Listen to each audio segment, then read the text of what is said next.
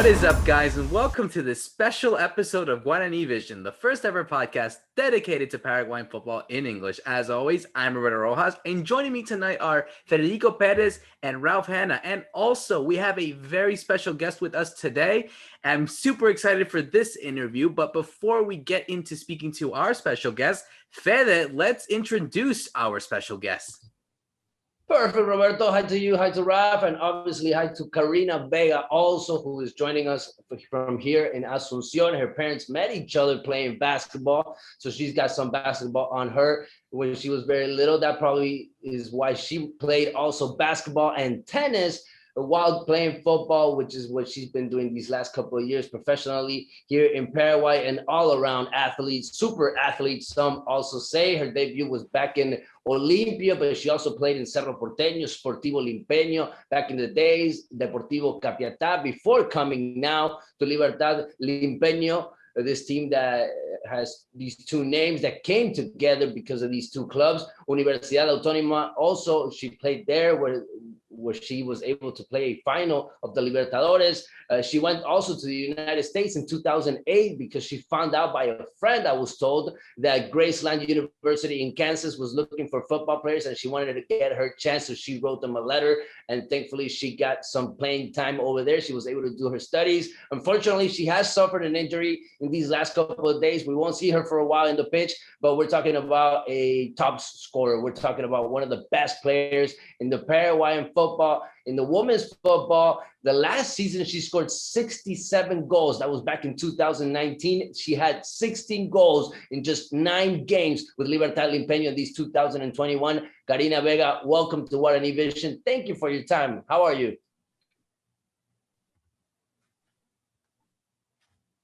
You surprised me. That's seriously my whole history, and welcome you guys to my.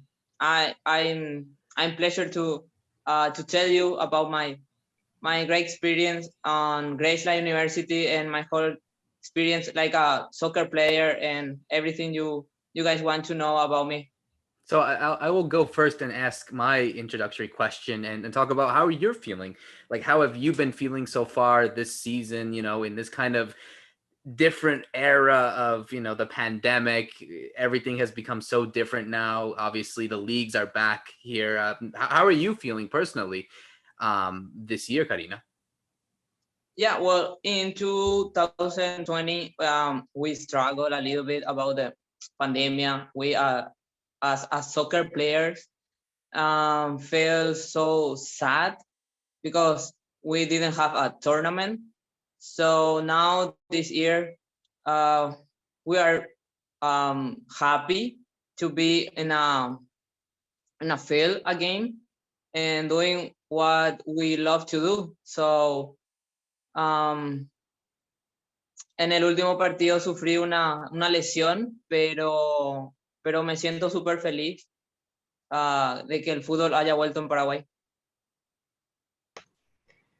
I have a couple of questions, Kari, about some of the differences you're seeing now that you've come back to Paraguay, the differences from when you started your career to now, because I read an interview, you were saying when you were 8 or 9 years old, you couldn't find anybody to play soccer with. The teams wouldn't let you play as a girl.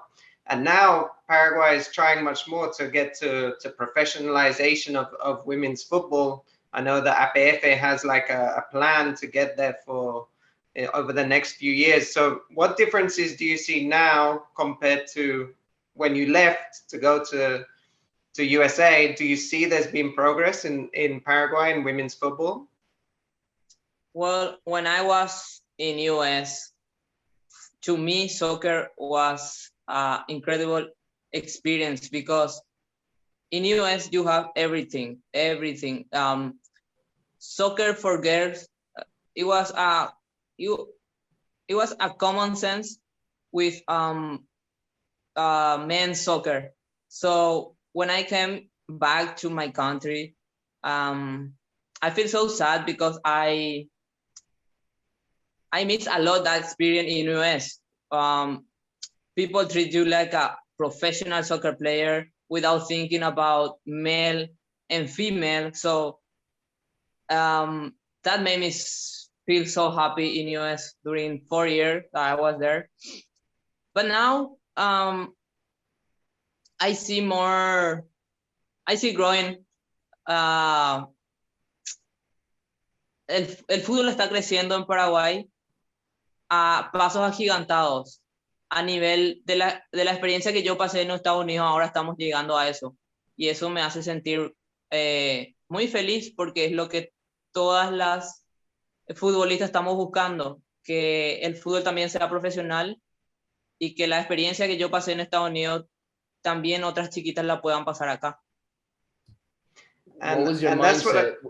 Let me go, Ralph. Let me get one because she was just talking about her life back when she was just starting, but that jump to the United States, right? I mean, Kansas. We've heard so many stories about different women going to Kansas, getting a chance to play over there.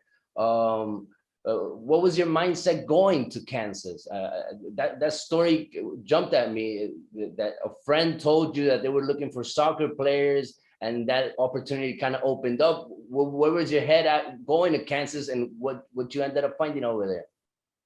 Well, obviously, when I was playing here back home, my dream was to play in US, where we all know that soccer for male is kind of pro. So when they told me I got full scholarship, I nunca dudé en irme. Entonces fue como la mejor experiencia de mi vida, porque ahí vi que realmente el fútbol no tiene género y que fue una de las mejores experiencias de mi vida ahí, realmente. And just going back to so now you're back at Libertad Limpeño, and for some of the people watching our show, they might not know exactly, you know, how important this club has been in women's football. Fede mentioned you scored 67 goals last season, and this season you had a really great start as well. I mean, Libertad Limpeño, I think you won your first 5 or 6 games. It looked like you're going to win the league very easily, but now it's got into quite a tight battle with Capiatán, Cerro Porteño. So we're seeing more competition. But how do you see specifically your club at the moment, Libertad Limpeño, and what they're trying to do to improve the women's game in Paraguay? Because again, for some of our listeners that maybe don't know, Libertad was a club that kind of revolutionized in men's football, the youth teams and the youth structure of young players about 20 years ago. That now, you know, Cerro and Olimpia have to catch up to kind of copy. So what do you see they're doing something differently from other clubs in the women's game? Sí, lo que veo es que como Limpio tiene ya una trayectoria jugando mucho tiempo juntas, es como que esta fusión le vino bien porque el nombre de Libertad le da más prestigio. Si bien es cierto que el Limpeño ganó una Copa Libertadores, es como que ahora el Libertad Limpeño es más conocido en Paraguay, entonces creo que no estamos lejos de lo que queremos llegar, que es traerle una Copa Libertadores a Libertad, y veo que ahora, gracias a Dios, la competencia está siendo más dura, más competitiva entre todos los equipos, que es lo que pasaba en Estados Unidos cuando me fui. En Estados Unidos no había diferencias entre college de como que 18-0 o 20-0, pero acá en Paraguay había esa diferencia. Entonces creo que ese nivel de competencia hay que levantar para que podamos ser competencia alguna vez a nivel mundial. That's actually very interesting, Kari, so people can understand more what's going on with our women's game here in Paraguay. Obviously, Libertad Limpeño is such a big club because of the way they work. They were able to hire you, for instance, from Deportivo Capiatá because you were playing so well and they needed a star. You came to the team to be a star, and you really took everyone away last season, scoring so many goals, having the opportunity to be elected also the best player. Unfortunately, this injury came now and kind of cut you off especially on the most important part of the tournament. You're going to miss a couple of months. How's your head now? What are you thinking? You have more time available? You're trying to make the best out of that, or what are you thinking now? What's going to happen with the rest of the year? Si en el 2020 no hubo torneo y ahora en el 2021 me quedo sin torneo, es como que nada, ya pienso en lo positivo, que la pandemia está terminando y volver con todo en el 2022. Yo cuando estuve en Estados Unidos también me rompí la rodilla y es como que ya sé lo que me espera y me agarra más madura, más profesional. Entonces solo me queda eso. Mantener la cabeza fría y prepararme para lo que viene. En Estados Unidos cuando me rompí también perdí un año de competencia en el 2010. Entonces, lastimosamente me queda alentar desde afuera a mis compañeros, pero espero que logren el campeonato. You look like you work very hard at working out. You start your day out very early. I would love to know your routine, your every day, how many hours you give into training, how many hours in the gym, how many hours in the field, all the people that work around you. Also, I know that Libertad Limpeño gives you guys so many tools, right? So you don't need anything. I must imagine a day in the life of Karina Vega is a pretty packed day. Sí, porque Libertad me da todas las herramientas, como decís, Fede, de que me sienta una profesional y no necesite trabajar aparte que solamente hacer lo que me gusta, que es jugar fútbol y básquet. Entonces, yo vivo de esto, vivo para ello, me levanto muy temprano, voy al gimnasio, luego vengo a almuerzo, tengo entrenamiento de fútbol y ya por la tarde me toca básquet. Entonces es algo que yo siempre llevé en la mano y creo que es lo que me da el estado físico que hasta hoy estoy aguantando porque tengo 32 años y de verdad siento como que recién estoy empezando. And that's great motivation for a lot of people that probably are going to be listening. And if I wanted to get in my few questions in, Gotti, before we let you go, but obviously you did play both sports. You did play basketball. And what was it about basketball that made you want to play? And I have to ask, if you had to choose just one of the two that you wanted to play for the rest of your life, which is it, basketball or football? Well, it's gonna be soccer because soccer gave me so many results. I studied for free thanks of soccer. Yo gané muchas cosas más con el fútbol que con el básquet, pero empecé jugando básquet, entonces es como que siempre llevé los dos deportes de la mano y creo que si tengo que elegir por uno de los dos sería el fútbol, pero por muy poco. It's a very good decision, and for some people here, but yeah, it's a win-win in a way. But I also wanted to talk about, obviously, you mentioned, always being in shape at your age, obviously trying to set an example. And, I guess the question I want to ask is, what kind of advice would you give to those young girls in Paraguay that want to follow in your footsteps and pursue a career as a player? Que no se dejen vencer muy rápido por las barreras que de repente puedan ver, que de repente que te digan que no vas a llegar muy lejos con el deporte, que si te gusta, que te sacrifiques, que tengas disciplina, que trabajes duro, porque al fin y al cabo es lo que te gusta hacer y si el talento viene solo después, entonces es como que yo ahora mismo estoy viviendo un sueño que cuando era chiquita también me trataban de truncar. Yo tengo hoy, gracias al fútbol, mi título de Estados Unidos y me siguen llamando a la selección en básquet. Sigo jugando en un club muy importante que es Libertad y vivo de esto. Entonces, que persigan sus sueños y que no se dejen vencer muy rápido por de repente los prejuicios o las barreras que pueden haber para las mujeres que queremos hacer deporte. That's a wonderful advice. And just to close it off here, Kari, and thank you again for joining us. Obviously, we want to talk about the national team. Obviously, speaking about Paraguay, they're trying to evolve as a national team. They're trying to involve their whole sport. Obviously, the main objective for you girls is to make it to a World Cup. You have the Copa America Femenina next year. How are you guys preparing for that Copa America? How are you guys feeling?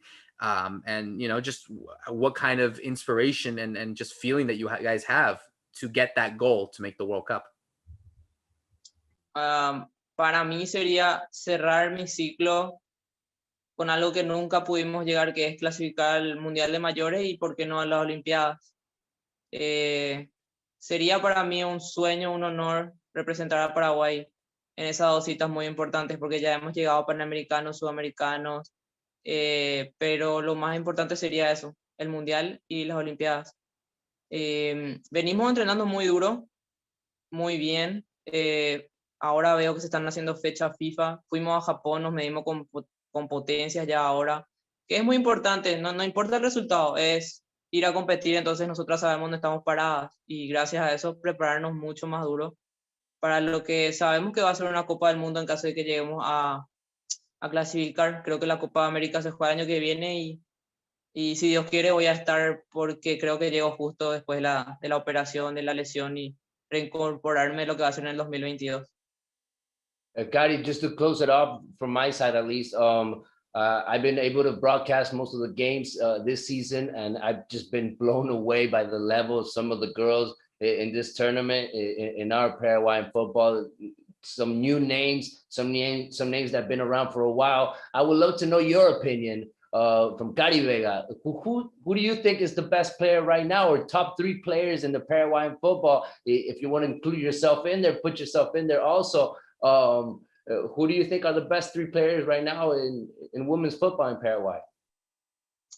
Well, that's a tough question because everyone is improving a lot. Like you say, I'm surprised by the level that everyone is having here in Paraguay. So giving you names, it's kind of difficult, but I'll try.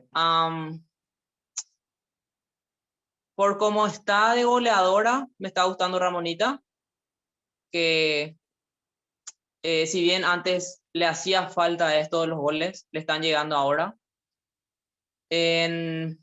Por Cerro Porteño, realmente me está gustando mucho la defensa, voy por Marlene Mendoza.